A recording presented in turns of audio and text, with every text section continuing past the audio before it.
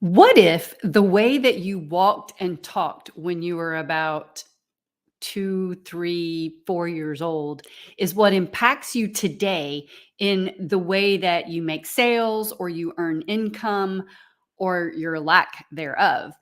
What if I told you that those 2 things were connected? Yeah, we're gonna get into that today, and I'm gonna tell you why it is and what you get to do about it going forward. I am Angela W. Stillwell, and I am the CEO and founder of Untapped Strengths, and I work with individuals to transform them into top 1% leaders, and I work with teams to transform them into powerhouses. All right. So, what am I talking about? The way you walked and talked at age 1, 2, 3, 4, etc., is impacting your ability to create income, to create sales. It's impacting your ability to create wealth. All right. So, I want to, if you've ever been around horses, and I promise you this is all related. I have I've been around horses pretty much my whole life. And one of the things that you do when a new foal is born is you want to imprint that foal. And imprinting that foal means that you're there right at the moment of birth and you imprint that foal with your sense and your scent and your touch and your voice. And what you're doing with that imprinting is building trust and rapport with that foal. And you continue to do that as that foal grows. A zebra does this same thing. Zebra stripes are all different, and a mother zebra will circle their new, I guess it's called a foal, their new foal when it's born to imprint the stripe pattern on their new baby so that that baby will recognize the mother in the midst of a herd. Same thing happens in all sorts of animals. You'll see, cats will lick their kittens and cuddle them, and dogs will do the same thing. That's about imprinting. Well, that same thing happens to us as children. And I was about to say, think back to when you were first learning to walk, which maybe you don't remember back that far. I don't remember back that far. But you've seen other children when they're first learning to walk, right? Maybe it was your own children, or maybe it was your grandchildren as you watch them learn how to walk. When you were learning how to walk, your parents and family and friends praised you like crazy. Your first words, mama, dada, whatever your first words were, they get so excited with every step you take, every word you say, and they're just happy that you are expanding and growing and becoming the person that you are. Then there's something weird that happens. And this happens in the animal world too. As a foal grows up, then we get to start training the foal. And it's up to the trainer to do it in such a way that continues to give that foal a sense of trust and well-being and courage and confidence. They talk about breaking a horse when they're training it. And so often, what that does is break that horse's spirit if they do it in certain ways. You want to train a horse in such a way that you allow them to have their confidence and their trust. Same thing with dogs. You can, when training a dog from a puppy, you can actually cause that dog to have issues because of the way that you train it. We know this, right? We know that this is happening. And we see it with children too. So this first few steps that you took and this first few words that you said that brought so much joy to everybody, as you start learning to move about the room more and go room to room and you move faster, what happens? You start having people say, "Where are you going? Why do you think that you can do that? What do you think about yourself? Who do you think you are?" Right? Or as you start talking, they're like, "Why do you have to talk so much? Why are you talking so loud? Who gave you that idea?" Right? It's 180 degrees from what you got initially.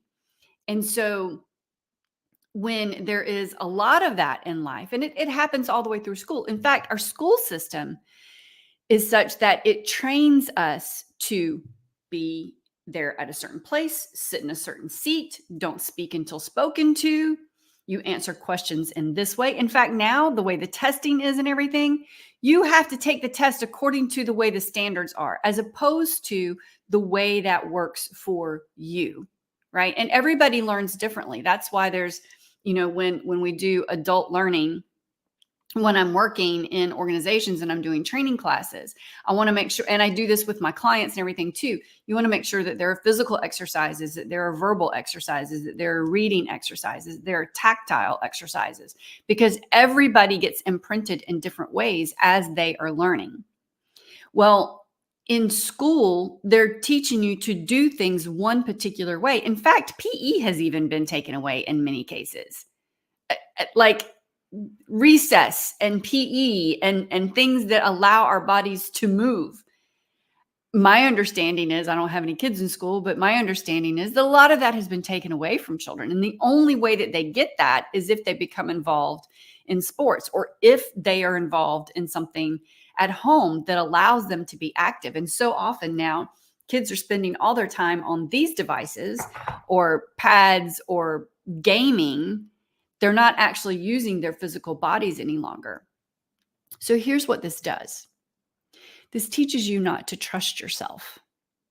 You think that you're doing right by learning to speak and saying more and learning to be able to express yourself. And yet, as you do that more and more, society comes back at you and says, I don't want to hear what you have to say. Parents come back to you and say, no. Religion comes back to you and says, no. Right? And look, I'm not saying that all parents are bad, or all religion is bad, or all schools are bad, or all of that kind of stuff. I'm saying that the vast majority of the way that it is done causes a person to shrink rather than expand. And those are the only two options: shrinking or expanding. People like to say that they want to keep the status quo.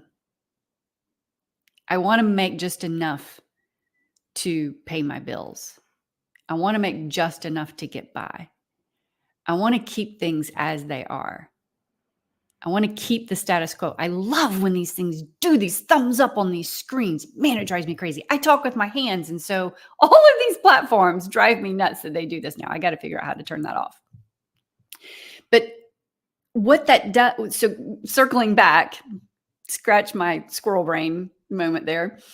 But what this does is, by keeping you in that place of supposed status quo, what it's actually doing is causing you to shrink, because there is no status quo. Status quo, I think I looked this up the other day, or heard this the other day. Status quo is like comes from the Latin version of the mess that we're in. Yeah, status quo, the mess that we're in. I often refer to status quo as like a stagnant pool of water, a stagnant pond. There's nothing positive in that stagnant pool. In fact, it is death. And that's really the two options. It's life or death. It's shrinking or growing. There isn't this, let's keep everything just as it is, because life is always changing. You're always changing. The environment around you is always changing. And either you're driving that change or something else is driving that change. And so when you allow all of that to pile onto you and drive your daily operation, you're letting something else drive what you do and how you do it. Something external to you is driving. When that's happening, it's impacting your ability to make sales. It's impacting your ability to create an income. It's impacting your ability to build wealth. Because the people who are able to be the best in sales, the people who are able to create income, the people who are able to build wealth, guess what? They're constantly working on their mind. They're imprinting their own mind. This isn't woo-woo. This is actually science now. Back in the Bible, it says for us to take our thoughts captive. Well, That's actually been proven in science that we can do that. Brain scans show that, people love to say, that they're driven by their emotions. You're not driven by your emotions. You're driven by the thought that happens before the emotion. Thought comes before emotion. When they do brain scans, it's just a split second in some instances, and sometimes it's longer. There's a thought that happens before whatever emotion it is that you're feeling. Okay. And so what you get to do is become aware of that thought, become aware of the belief that is driving the decisions you make, the actions you take, and the results that you get. Become aware of the thoughts and the feelings and the meaning that you're giving to what someone said or a situation that you're in the middle of, or, right? Like, if you are having a tough time, if you're in the middle of a challenge right now, what are you saying about it? What are you saying about the challenge? What are you saying about yourself in the middle of that challenge? What are you making it mean about you? What are you making it mean about the people who are around you? How is that impacting everything that you do day and night, day in, day out, right? The studies are showing that after the world shut down in 2020, that people are at the highest levels of anxiety and the highest levels of panic disorder and anxiety disorder and depression and so much more. And it's because of what happened around the world. What was being driven into your head over and over and over again? It's fear. Fear is the same thing as faith. It's just fear in the negative as opposed to faith in the positive. You don't fear the positive, you fear the negative. So when you're feeling anxiety, when you're feeling depressed, and look, I'm not saying that there aren't chemical imbalances out there. What I'm saying is that not every depression or every anxiety or in fact, the vast majority of it is based on the thoughts in your head that are driving your nervous system. Because your subconscious brain, your automatic brain, the brain that you have developed over time, because all those things that happened as a child got imprinted into your brain. When I say imprinted, that means it's actually writing. Like when you're typing something on your keyboard, you are imprinting into the memory of that computer a particular thought, a particular sentence, a particular idea. You're imprinting actual stuff into the memory of, excuse me, of that computer, right? Well, you're doing that same thing with your thoughts that get repeated over time. And so as a child, those first few steps that you took and those first few words that you said that got praised so abundantly